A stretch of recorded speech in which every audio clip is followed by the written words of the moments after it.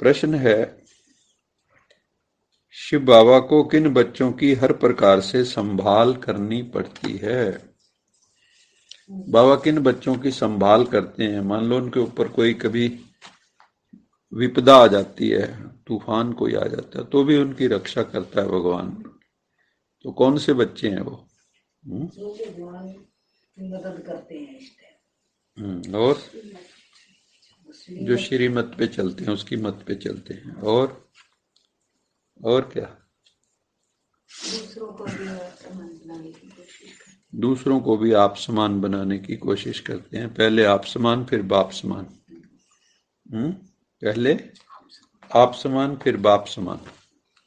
अंत में तो हम सबको कैसे बनना है? बाप समान बनना है। इसलिए भगवान कहते हैं भी मैं तुम्हें भगवान भगवती बना देता हूं।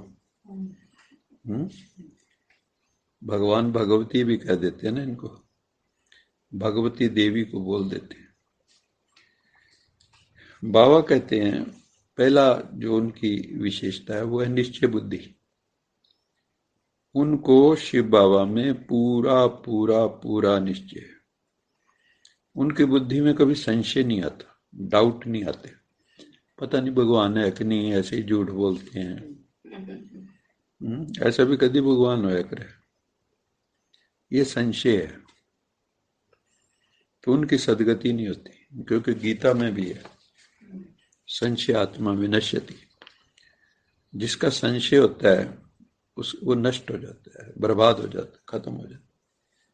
वैसे भी आप चलो भगवान पे निश्चय की तो बात छोड़ो, जिनका अपने पे निश्चय नहीं, आत्म निश्चय, सेल्फ कॉन्फिडेंस, वो भी जिंदगी में आगे नहीं निकल पाते। आत्मविश्वास नहीं, आत्म निश्चय नहीं। तो यहाँ पे भी जिनका परमात्मा पे निश्चय नहीं, आत्मा पे निश्चय नहीं, ड्रामा पे निश्चय नहीं, तो बाबा उनको लाइक नहीं करता। बाबा कौन से बच्चे प्यारे हैं? जिनकी संभाल करता है। नंबर 1 निश्चय बुद्धि, कभी उनका निश्चय डोलता नहीं है। समझ गई? दूसरा, बाबा को इतनी इतनी बात बताते हैं अपनी को, मतलब सच्चाई और सफाई। क्या विशेषता है उनकी? सच्चे बच्चे हैं, भगवान से कुछ छिपाते नहीं। अगर जिस दिन बच्चे माँ बाप से छुपाना शुरू कर देते, समझो दाल में कुछ, कई बार दाल ही पूरी काली होती है। तो बाबा कहते हैं पूरा पूरा समाचार देते हैं वो। जैसे मान लो किसी को 10,000 सैलरी मिलती उस जमाने में, तो बाबा कहते बाबा ये मेरी सैलरी है, ये मेरे 2 बच्चे हैं, एक पत्नी है, आप बताओ इसको कैसे यूज करना है। तो जो बाबा कहते थे वैसे करते। बाबा ने कभी किसी को ये नहीं कहा कि अपने बच्चे ना पालो, ये ना करो, वो ना करो। लेकिन बाबा ये जरूर चाहता था कि अगर बीज नहीं बोओगे तो फसल कैसे काटोगे। और ये तो डायरेक्ट फिर भगवान आया है। अब जो करते हैं, हमने जो भक्ति मार्ग में किया वो तो 1/10 भी नहीं मिलता उसी से। अभी जब हम डायरेक्ट भगवान के कार्य में सहयोगी बनते हैं, क्योंकि हमें अब पता है राइटियस क्या है, राइट क्या है, रॉन्ग क्या है, पाप क्या है, पुण्य क्या है। अब हमें बोध है। अब जो करेंगे हम, उसकी वैल्यू कई गुना मल्टीप्लाइड होकर मिलेगी। बाबा कहता है पदम गुणा, करोड़ अरब खरब नील शंख पदम, तो इतना गुणा होके मिलती है। दूसरा, बाबा ने कहा वो बाबा से हर कदम पे डायरेक्शन लेते हैं, बाबा बताओ मैं क्या करूं। ऐसे बच्चों का बाप को बहुत ख्याल रहता है और अपना समाचार भी देते हैं। कोई अगर चिट्ठी नहीं लिखता था बाबा को, उस जमाने की बातें बता रहे हैं, अब तो बहुत संख्या होगी ना, तो बाबा कहते थे मर गया। चिट्ठी नहीं लिखी, कोई खास अपनी खबर नहीं दी भी बाबा मैं कैसा चल रहा हूँ, मुरली सुनता हूँ नहीं सुनता हूँ, अमृत वेले उठता हूँ नहीं उठता हूँ, आपने जो श्रीमत दी उस पर चलता हूँ नहीं चलता हूँ, सेवा मैंने कितनी की, जो रिपोर्टिंग नहीं करते, तो बाबा कहते थे मर गया।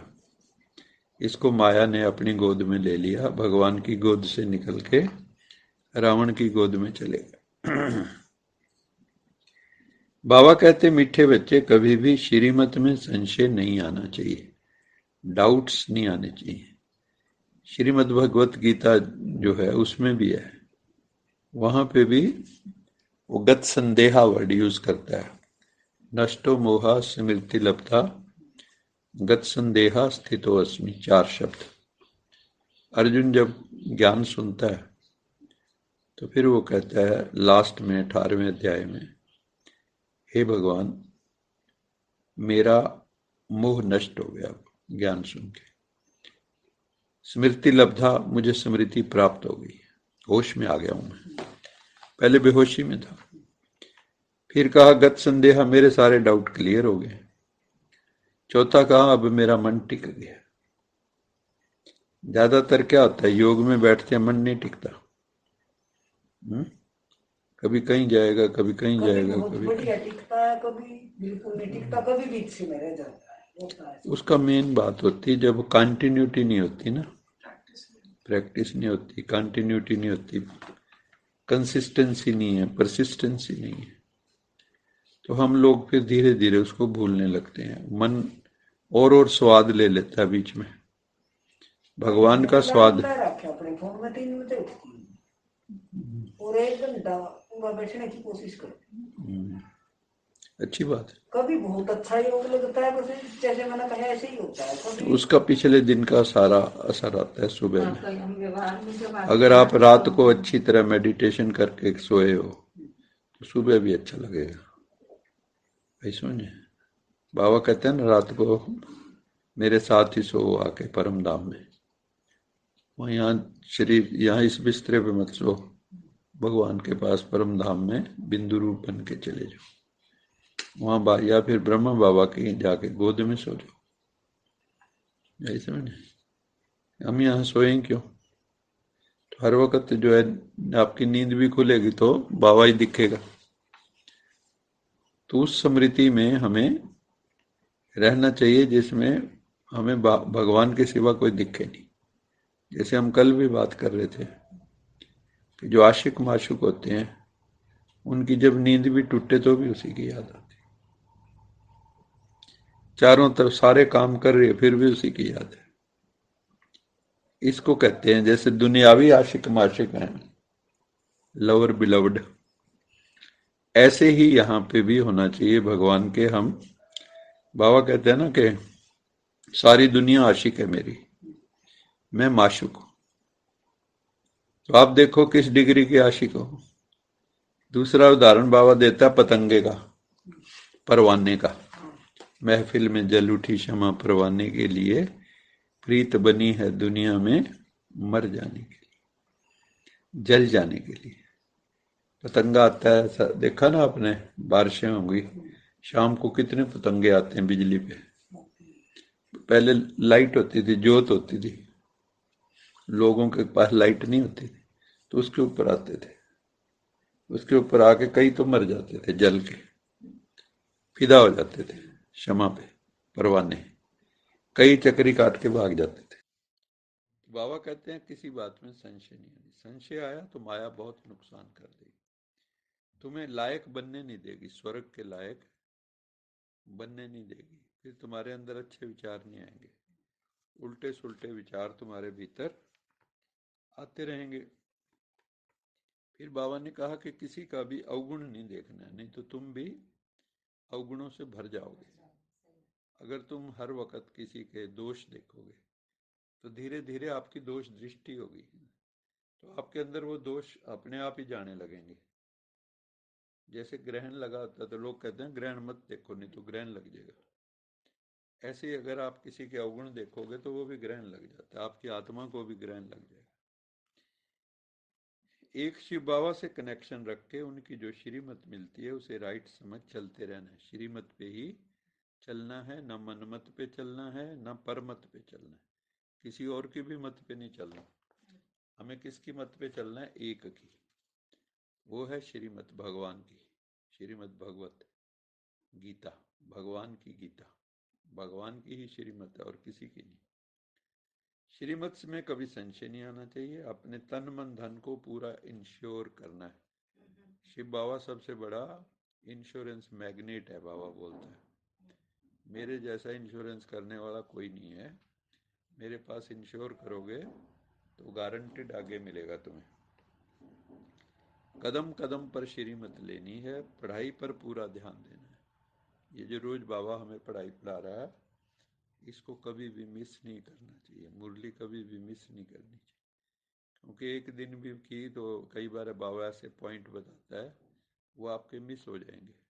फिर कभी कहीं चर्चा होगी, बाबा ने कहा, कहते मैंने तो नहीं सुना, क्योंकि उस दिन मिस कर दी। तो हमारे कई भाई बहन हैं जिनको कई कई साल हो गए, 40-40 साल, 50-50 साल, वो कई अपने छाती ठोक के कहते मैंने आज तक मुरली मिस नहीं की। बड़ी बात है ना। कहीं जाऊं मैं, चाहे रिश्तेदारी में भी गया, लेकिन मुरली मिस नहीं की। अच्छा, मीठे मीठे सिखिलद बच्चों प्रति याद प्यार, गुड मॉर्निंग। रूहानी बाप की रूहानी बच्चों को नमस्ते। हम रूहानी बच्चों की रूहानी मात पिता बाप दादा याद प्यार, गुड मॉर्निंग, गुड नाइट और नमस्ते। सदा रहो हंसते, कहीं नहीं फंसते, बन जाओ रिश्ते, बांध लो अपने, चलो प्रभु के रास्ते।